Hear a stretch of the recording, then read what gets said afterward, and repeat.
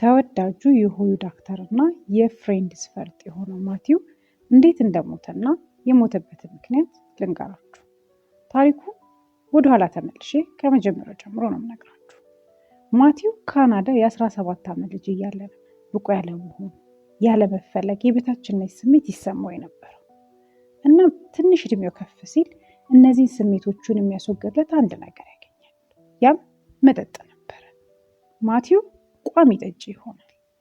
ዝነኛ ሰው ቢሆን ይህን ስሜትን ጥሎት የሚሄድ ስለመሰለው ከካናዳ ተነስቶ አሜሪካ ሎስ አንጀለስ ይገባል። የተለያዩ ኦዲሽኖችን ይወስድ ነበር። ታዲያ በ1994 በ24 ዓመቱ በጣም ተወዳጅነት ባገኘበት በፍሬንድስ ሲትኮም ላይ መስራት ይጀምራል። ፍሬንድስም በጣም ተወዳጅነት ያተረፈና ተዋናዮቹም ትልቅ ዝናን ያገኙበት ስራ ነበር።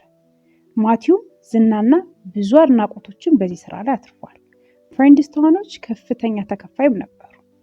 ክፍያቸውም በሳምንት እስከ $1 ሚሊዮን ይደርስ ነበር።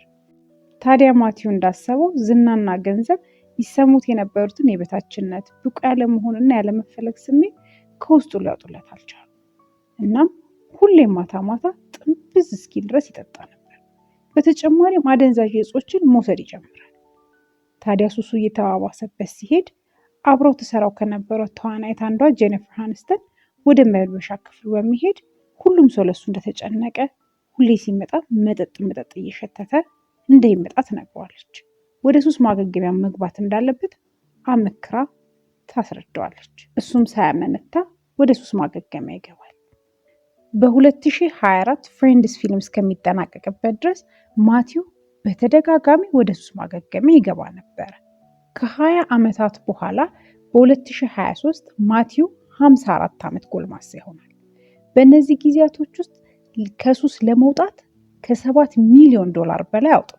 ነገር ግን ከሱስ ነፃ መሆን አልቻለም፣ የሚሰማውን ስሜት ማሸነፍ ጭምር። ታዲያ ማቲው አንድ ሐኪም ጋር ሄድና ላለበት የድባቴ ስሜት መፍትሄ የሚሆን ሕክምና ያገኛል። ያም ሕክምና ኬዳሚን ነው።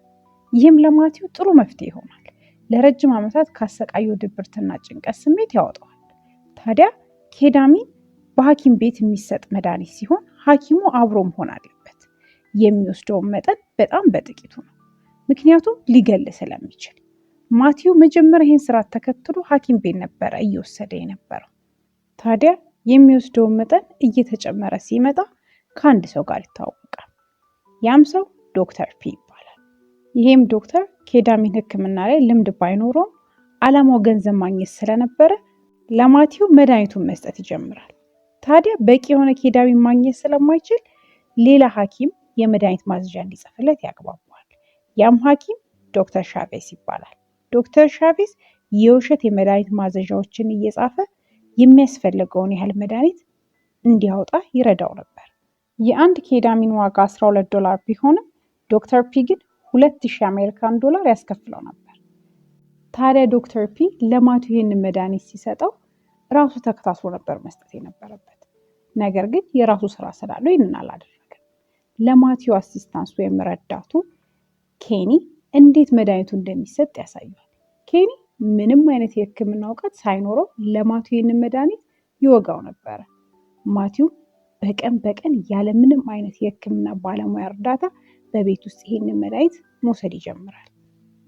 ማቲው አንድ ቀን በቤቱ ባለ የዋና ገንዳ ላይ ሆኖ እየተዝናና በኬኒ አማካኝነት ይህንን መድኃኒት ይወስዳል። ኬኒም መድኃኒቱን ከሰጠው በኋላ ይወጣል።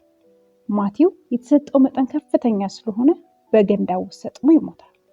ታዲያ ዶክተር ፒ የማቲው መሞት ሲሰማ በጣም ስለደነገጠና የማቲው የግል ዶክተር ስለሆነ የመጀመሪያ ተጠያቂ ሰው ስለሆነ የሕክምና ዶክመንቶችን አሳስቶ ማዘጋጀት ይጀምራል።